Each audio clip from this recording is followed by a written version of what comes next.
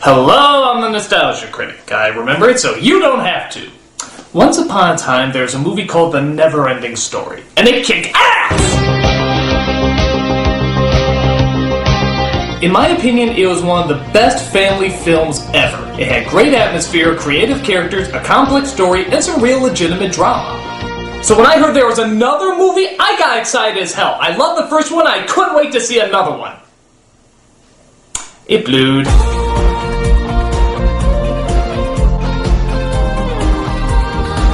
I mean, what a cheap follow-up. For a film series that was so gripping and even challenging for younger viewers, Never-Ending Story 2 gave us a really watered-down, half-assed version of its predecessor. What a disappointment. So, let's see why The Never-Ending Story should have ended. First of all, I should point out that none of the original cast is in this movie. The characters are the same, but none of the same actors play them. I guess you could argue that the actors were too old by that time, but if Hermione's breasts are still in high school, then I'll believe any age that you throw at me. So our first big replacement is the overly imaginative Bastian, who's played by Jonathan Brandis. Yeah, you remember, the hallucinating nutball from Sidekicks. Does this kid ever play someone mentally stable? Now granted, the one downside of the first film was the actor who played Bastian. He was kind of a wimp and really annoying. But that all changes here. In this film, he's really a wimp and kind of annoying. So I guess it balances out. On top of that, it's just not that great a performance. I mean, it's better than the first film, but I'm... Yes? Don't act like you don't see me. What are you talking about? You've been ignoring me since the beginning. Don't act like you don't know why I'm here. No, I don't. I mean, what, is it the Jonathan Brandis kid? I mean, what about him? You know he committed suicide. Oh, you're gonna bring that up. You're Everybody's seriously thinking gonna about bring it. They're that up. wondering if you're gonna address it, and you're just tap dancing around it like some sort of idiotic moron. Alright, fine. I'll address this. In 2003, Jonathan Brandis committed suicide. Any death is tragic, and this one is no exception. And you know what? His acting wasn't half bad. I remember him on Sequest and Ladybugs and stuff. Even though the film choices weren't always great, he usually did okay. He's a relatively decent actor. I just don't think he did especially well in this movie. It's not his fault. I mean, it's a horribly written character. He's a dumbass, as you'll see in a few moments. So, just to make it clear, I have nothing against Jonathan Brandis as a person. There, is that good? Gee, that was awkward. You know, fuck you, you goddamn elephant! Oh, no, not that. Forget it. So we see young Bastian in his swimming class where, hi, Speedo! Where his teacher calls him, hi, Speedo again! And wants him to try out on the big board, hello, humorous clown shorts. We're gonna start with the high board. But it turns out that Bastian is afraid of heights and has trouble confronting his fears. No, nobody said there'd be diving in diving class! I got a cramp. High wimp factor, Bastian. Sorry, Coach. So he doesn't jump off as he goes home to a disappointed father, played by your standard Alan Thicke impersonator. Well, addressing is common courtesy, Bastian. I mean, something you ought to learn, by the way. Look at that old rag you're wearing. He has a point there, Bastian. You do sort of look like an out-of-work Star Fox pilot. Mom made it. Ouch! You need me again? No, I'm good. Yeah. Sebastian goes upstairs and pouts about how his relationship with his dad isn't as good as it used to be. Hey, just a random question here. Remember how in the last film it ended with him flying a luck dragon over the city, chasing down some bullies and exposing a never-before-seen creature in front of hundreds? Are we just never gonna address that? Didn't make the news or anything? Flying luck dragon eats children that never made the front page? Well, surely someone must have Twittered about it.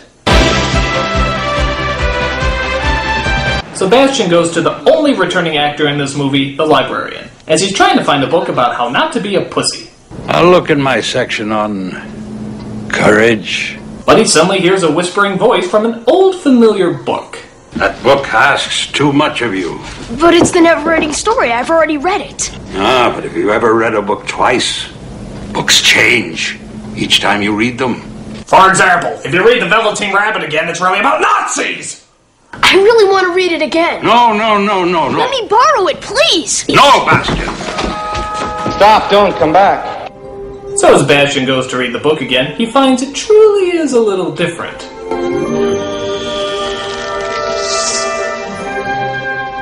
Well, that's inviting. He finds that the orange symbol on the front can actually be taken off now. But not only that, he can enter the fucking book! Fantasia. Just pray it's not Fantasia 2000. The annoying celebrity cameos will be through the roof. So while Bastian admires how model-ish Fantasia looks, we cut to the hideout of our villain, who lives in the terrifying Castle Cliché. I came as fast as I...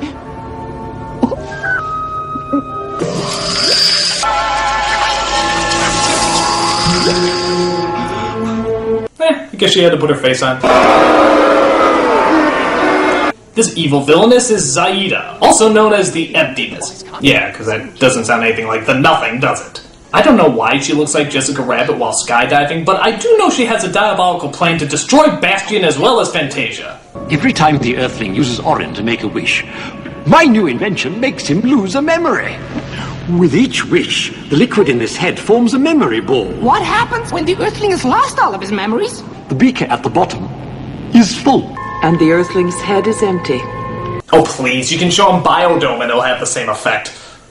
So Zaida sends her henchman Nibley to greet Bastian and try to trick him into making some wishes. You have Orin. It fulfills all of your wishes. So Bastian admires Silver City, not Mexico, as he looks around and admires just how weird it is.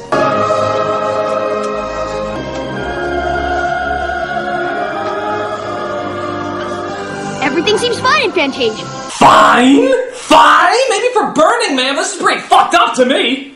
But then Zaida sends down her pretty silly-looking minions to spread chaos throughout the town.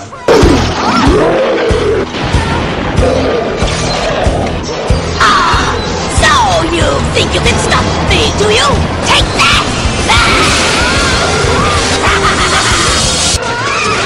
Acid! Whisk them away! Yeah, Kakadouche has a point. Why don't you just wish them away? Just wish! Hi, this makes no sense. I mean, I know if he makes a wish he loses a memory, but he doesn't know that. His life is at stake. Why doesn't he just wish them to blow up or something? I'm safe. And an idiot. So he falls down some sort of secret chute as he comes across... I don't know. But they provide a way for Bastian to talk to the childlike Empress. We need your dreams and stories to exist. But the people in your world no longer believe in us. They have no time to give us names and stories. I play violent video games and reality TV. Only you can save us, Bastian. You are my last hope. Help me, Obi-Wan Kenobi. You're my only hope. So it turns out Bastian not only has to find the evil, but he also has to name it in order to destroy it. The Empress is being held prisoner, and before we can fight the force that is holding her, I must give it a name. Well, why don't you name it after your mother, like in the first film? What was her name again?